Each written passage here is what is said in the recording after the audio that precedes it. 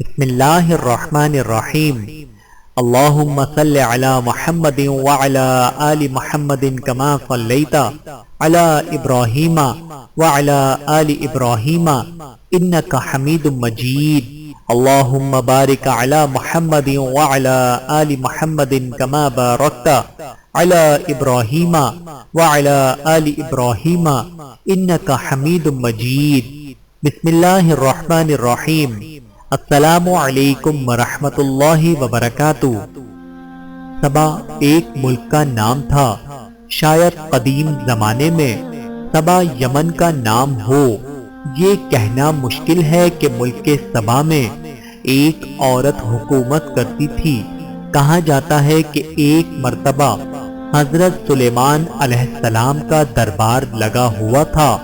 اس دربار میں ہر قسم کے چرند پرند موجود تھے، لیکن ان جانوروں کے درمیان ہدہد موجود نہ تھا۔ حضرت سلیمان علیہ السلام کو ہدہد کے حاضر نہ ہونے پر کچھ پریشانی ہوئی۔ وہ چاروں طرف نظر آ رہے تھے اور ہدہد کو تلاش کر رہے تھے۔ اچانک ہدہد حاضر ہو گیا۔ حضرت سلیمان علیہ السلام نے دیر تک غیر حاضر رہنے کی وجہ دریافت کی۔ ہدہد نے بتایا کہ ملک سبا میں ایک عورت حکومت کرتی ہے۔ وہ اللہ کے دین پر یقین نہیں رکھتی، وہ آتش پرست ہے۔ اس کے پاس کثیر فوج ہے۔ وہ عالی شان محل میں رہتی ہے۔ خدمت کے لیے بے شمار غلام ہر وقت حاضر رہتے ہیں۔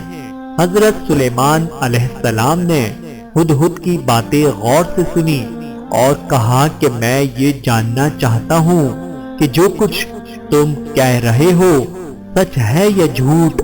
چنانچہ آپ علیہ السلام نے ملکہ سبا کے نام ایک خط لکھا۔ آپ علیہ السلام نے سب سے پہلے بسم اللہ لکھا اور یوں تحریر کیا، یہ خط سلیمان علیہ السلام کی طرف سے ہے۔ میں اللہ کے نام سے شروع کرتا ہوں جو سب سے بڑا مہربان اور نہایت رحم والا ہے۔ تم اپنی سلطنت پر غرور اور سرکشی نہ کرو۔ پہلے تم اللہ کی فرما برداری کرنے کا عہد کرو، پھر میرے پاس چلی آؤ۔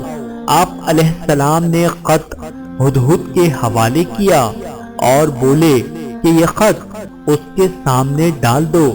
ہدہد نے ایسا ہی کیا۔ ملکہ نے خط اٹھا کر پڑھا اور درباریوں سے رائے طلب کی کہ اب کیا کرنا چاہیے۔ دربار میں حاضر تمام لوگوں نے ایک رائے ہو کر کہا، ہم طاقتور ہیں، اس لیے خوف زدہ ہونے کی ضرورت نہیں ہے۔ ہم سلیمان علیہ السلام کا مقابلہ کرنے کی طاقت رکھتے ہیں۔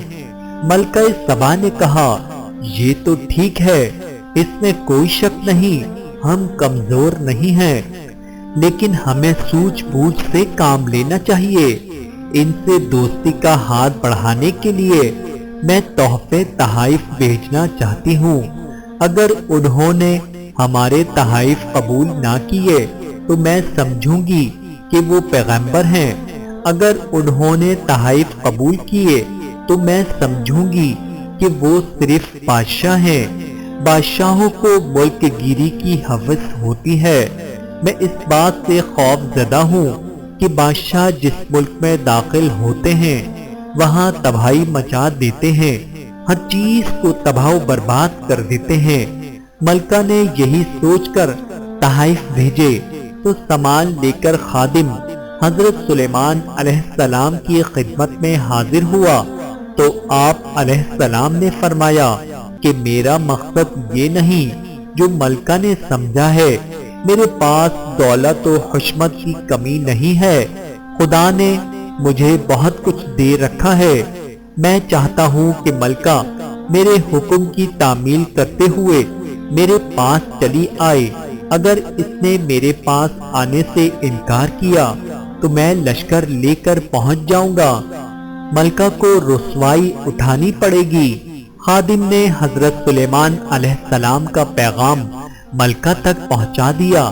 ملکہ نے روانگی کے لیے تیاری شروع کر دی۔ آپ علیہ السلام کو ملکہ کی روانگی کی جب خبر ملی تو آپ علیہ السلام نے جنوں سے پوچھا کہ ملکہ کو یہاں کون لا سکتا ہے؟ ان میں سے ایک جن نے کہا کہ میں پلک جھپکتے ہی ملکہ کو حاضر کر سکتا ہوں۔ آپ علیہ السلام نے اجازت دے دی تو ایک جن تخت سمیت ملکہ سبا کو لے آیا۔ حضرت سلیمان علیہ السلام نے اللہ کا شکر ادا کیا اور حکم دیا کہ اس تخت کی شکل بدل دی جائے۔ جب ملکہ سبا دربار میں پہنچی تو اس سے پوچھا کہ کیا تیرا تخت بھی ایسا ہی ہے؟ اس نے کہا کہ یہ تو وہی ہے۔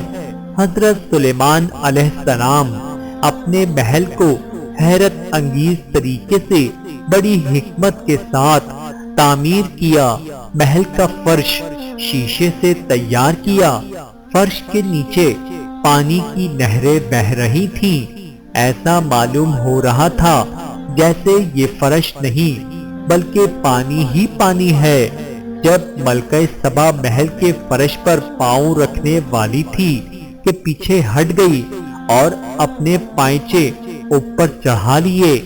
ایک خادم نے ملکہ کی حرکت دیکھ کر کہا کہ یہ پانی نظر آ رہا ہے لیکن پانی نہیں ہے بلکہ فرش ہے، پائچے اٹھانے کی ضرورت نہیں ہے۔ ملکہ سبا یہ عجوبہ دیکھ کر دنگ رہ گئیں اور کہنے لگی، اے پروردگار، میں نے اپنی جان پر ظلم کیا ہے۔ میں سلیمان علیہ السلام کی بات مانتی ہوں، اللہ ہی تمام کائنات کا رب ہے۔